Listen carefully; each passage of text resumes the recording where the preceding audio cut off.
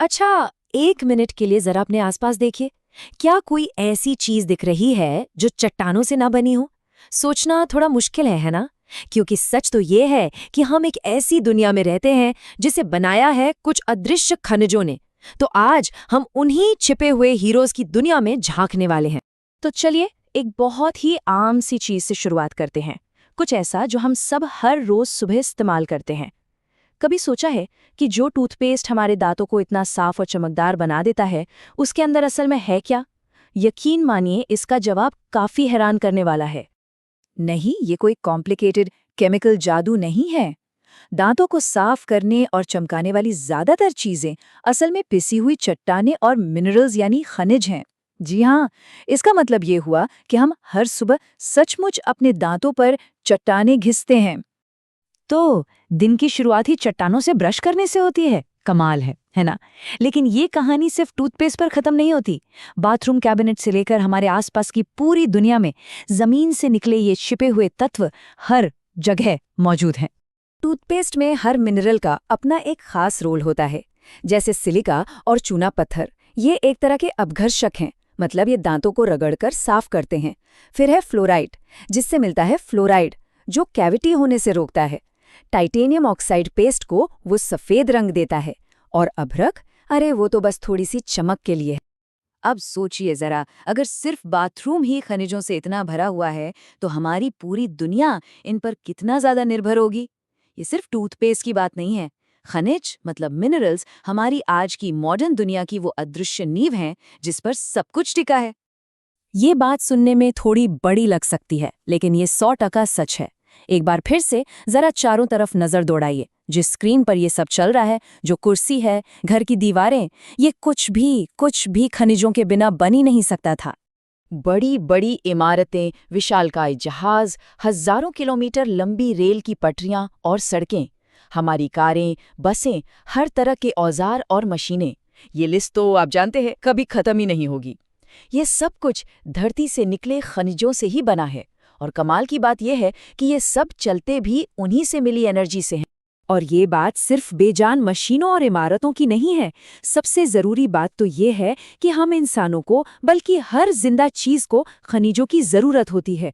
हमारे शरीर के जो जरूरी प्रोसेस हैं, वो इनके बिना चल ही नहीं सकते। अब जरा इस नंबर को देखिए, 0.3%। सुनने में कितना छोटा सा मामूली सा आंकड़ा लगता है ना? लेकिन हमारी जिंदगी के लिए ये सबसे जरूरी आंकड़ों में से एक है।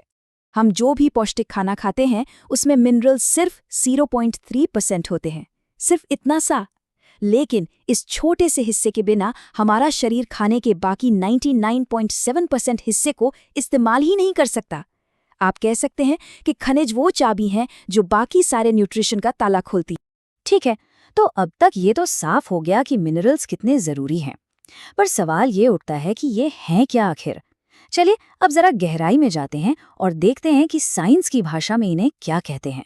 तो देखिए, साइंटिस्ट के मुताबिक मिनरल एक ऐसी चीज है जो कुदरती तौर पर मिलती है, एक जैसी होती है और उसका एक फिक्स्ड अंदरूनी स्ट्रक्चर होता है।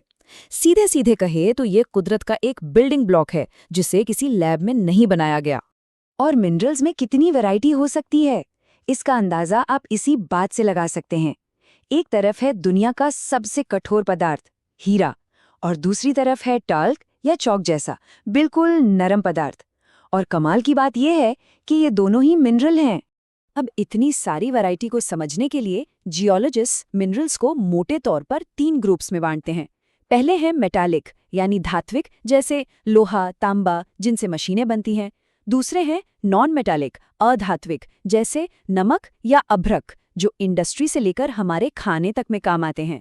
और तीसरे हैं एनर्जी मिनरल्स, ऊर्जा खनिज, जैसे कोयला, जो हमारी पूरी दुनिया को पावर देते हैं। तो ठीक है, अब हम ये जानते हैं कि मिनरल्स क्या है और क्यों जरूरी है। अब बस एक आखिरी सवाल बचा है, ये आते कहाँ से हैं? चलिए देखते हैं कि ये धरती के अंदर बनते कैसे हैं। देखिए, मिनरल्स आमतौर पर पूरी चट्टान में यूं ही बिखरे हुए नहीं होते। ये अक्सर अयस्क या ओर्स कहे जाने वाले खजानों में एक जगह जमा मिलते हैं। इसको ऐसे समझिए जैसे किसी केक में किशमिश। और जब किसी चट्टान में इन मिनरल्स की मात्रा इतनी ज्यादा हो कि उन्हें निकालना फायदे का सौदा हो, तभी माइनिंग की जाती है। ये मिनरल्स मुख्य रूप से 3 तरीकों से बनते हैं। पहला, ये पिघली हुई चट्टानों की दरारों और नसों में जमा हो जाते हैं। दूसरा, ये पानी में घुलते हैं और फिर धीरे धीरे परतों में जम जाते हैं, बिल्कुल एक के ऊपर एक रखे पन्नों की तरह। और तीसरा तरीका है, जब चट्टानें मौसम की मार से घिस जाती हैं तो बचा हुआ माल मिनरल के रूप में रह जाता है। इसको और अच्छे से समझने के लिए कुछ उदाहरण देखते हैं। जैसे तांबा और सीसा, ये अक्सर उन्हीं नसों और दरारों में मिलते हैं। कोयला और नमक जैसी चीजें ये परतों में बनती हैं।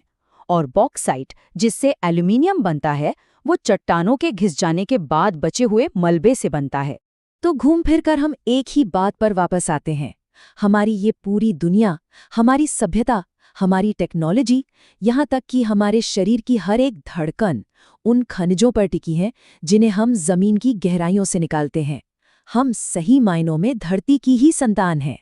याद है, हमने शुरुआत टूथपेस्ट से की थी, लेकिन अब जब हम ये जान गए हैं कि हमारे चारों तरफ सब कुछ खनिजों से ही बना है, तो एक आखिरी सवाल पर सोचते हैं। एक मामूली से लाइट बल्ब को बनाने में कितने तरह के मिनरल्स लगते होंगे? शायद इस सवाल का जवाब आसपास की दुनिया को देखने का नजरिया ही बदल दे।